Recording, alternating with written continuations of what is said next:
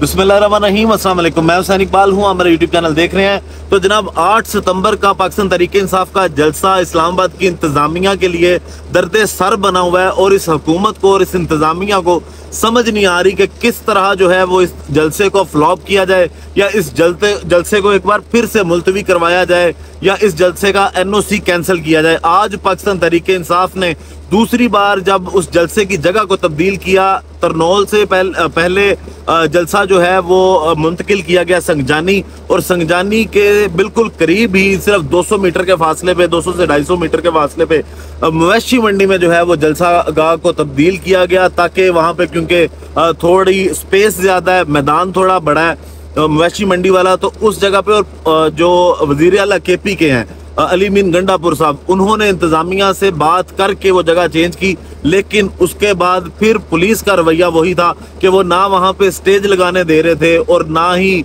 वहाँ पे सामान जाने दिया जा रहा था। अब मामला कुछ यूँ है कि एक जानिब आप जो जिस तरह मोहसिन नकवी साहब जो वज़ीर दाखिला है, एक तो ये कि 22 अगस्त का जो जलसा पाकिस्तान तहरीके इंसाफ ने मुअख्खर किया और उसको 8 सितंबर पे लेके आए, उसमें बहुत से लोगों की गारंटियां हैं कि अगर पाकिस्तान तहरीके इंसाफ 22 अगस्त को जलसा नहीं करती और उसको मुलतवी करके आगे ले जाती है तो इनको जलसा करने की इजाज़त दी जाएगी। पुरअमन जलसा पाकिस्तान तहरीके इंसाफ कर सकते हैं। उस जलसे की गारंटी मोहसिन नकवी साहब ने भी दी हुई है और बड़े घर से भी उस जलसे की गारंटी है। लेकिन उसके बावजूद इंतजामिया की कोशिश ये है कि लोगों को वहां आने से रोका जाए। अब क्योंकि गारंटर तो हैं उसमें, लेकिन ये तो किया जा सकता है कि उस जलसे को फ्लॉप कर दिया जाए, तो लोगों के आने में रुकावटें डाली जा रही हैं।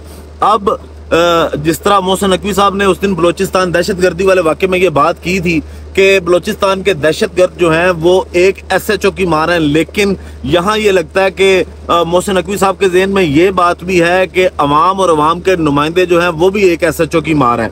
आज जो मनाजिर देखे गए जलसा गाह के बाहर, जब सामान को पुलिस वाले जो हैं वो उठा के लेके जा रहे थे और पाकिस्तान तहरीके इंसाफ को सामान शिफ्ट नहीं करने दिया जा रहा था जलसा गाह में, उस वक्त असद कैसर और उमर अयूब के साथ जिस लहजे में SHO साहब ने गुफ्तगू की, उस लहजे पे सिर्फ शर्म की जा सकती है कि वो लोग एक बड़ी पार्टी, एक बड़ी जमहूरी पार्टी के मरकजी लीडरशिप है, और अगर आप उन लोगों के साथ इस तरह बिहेव कर रहे हैं तो फिर आम आवाम का तो अल्लाह ही हाफिज है। और ये ज्यादती, ये जुल्म उन अवामी नुमाइंदों के साथ नहीं है, उसके साथ साथ उस अवाम के साथ भी ज्यादती है जिन्होंने उनको चुन के असम्बलियों में बिठाया, पार्लिमान में बिठाया और अपने हक के लिए बोलने के लिए आगे किया। अब अगर उनके साथ ज्यादती की जा रही है तो इसका मतलब है कि आप अवाम के साथ ज्यादती कर रहे हैं।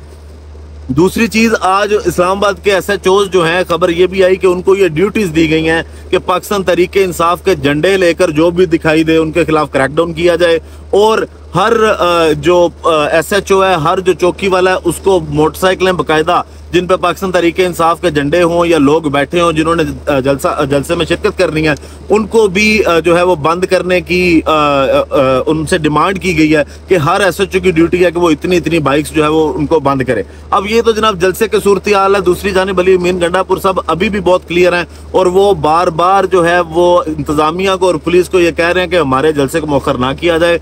अब अगर इस तरह के मामला होते हैं तो टकराव पॉसिबल है, फिर हमसे गिला ना किया जाए कि हम जो है वो गैर जमहूरी हैं या हम इंतशार की सियासत करते हैं। अब अगर तंग किया जाएगा तो पाकिस्तान तहरीके इंसाफ रुकने वाली नहीं है, पाकिस्तान तहरीके इंसाफ ये जलसा करके जाएगी।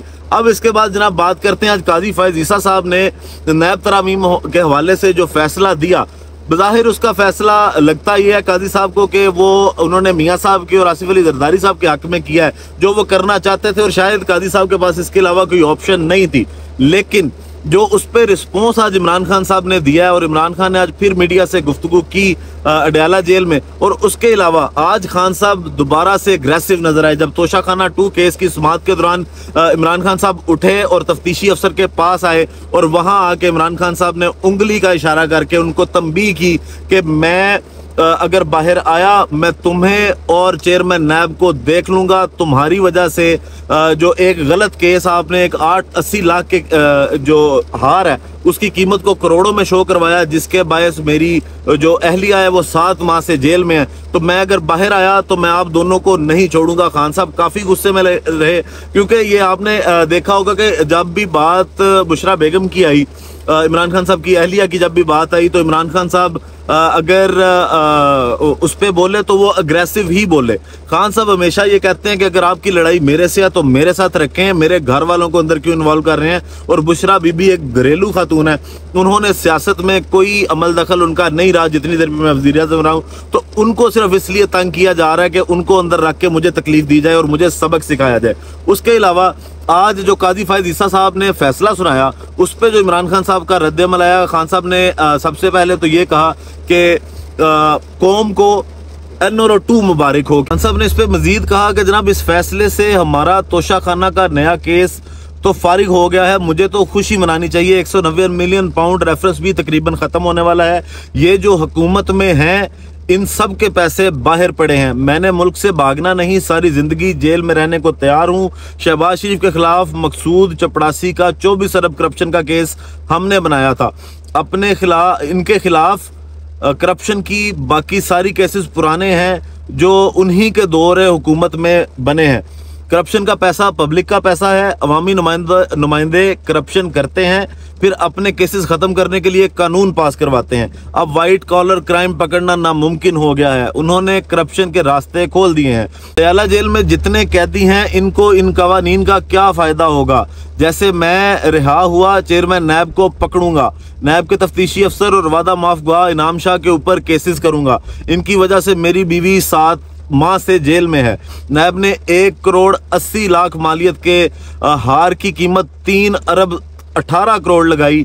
DGISPR ने कहा वो इम्पार्शल और गैर सियासी हैं।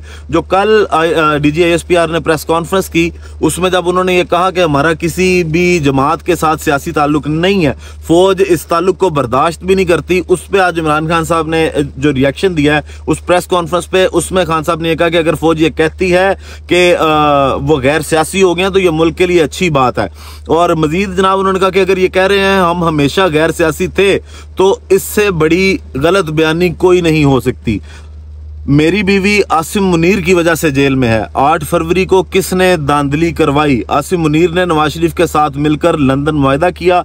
मैं आज इनसे अपील करता हूं, खुदा के लिए गैर सियासी हो जाओ, मुल्क तबाही के दहाने पर है। 9 मई की CCTV फुटेज इनके पास है। 9 मई हमारी पार्टी खत्म करने के लिए करवाया गया। मेरी गिरफ्तारी का ऑर्डर किसने दिया इसकी इंक्वायरी करवा लें। ये मुझे जनरल फैज से डरा रहे हैं।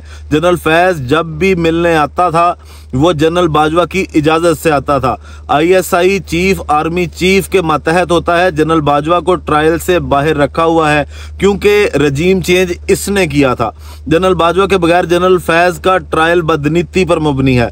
बाजवा को ट्रायल में शामिल किया गया तो सारे भेद खुल जाएंगे, मुल्क तबाही की तरफ जा रहा है, कर्जे बढ़ते जा रहे हैं। तो जनाब वो जो सारे सवालात आजकल लोगों के ज़हन में उठ रहे हैं कि फैज़ उमीद साहब की गिरफ्तारी से खान साहब कहीं डरे हुए हैं और मिलिट्री कोर्ट से वो डरे हुए हैं, उस पर भी उन्होंने कहा मुझे इसका कोई डर नहीं है, आपने इंक्वायरी में शामिल करना है तो फिर जनरल बाजवा को भी शामिल करें ताकि सारे भेद खुलें और फिर पता चले कि किसने कब कब क्या क्या डकैती की और रजीम जो है वो पाकिस्तान में किस तरह तब्दील हुई।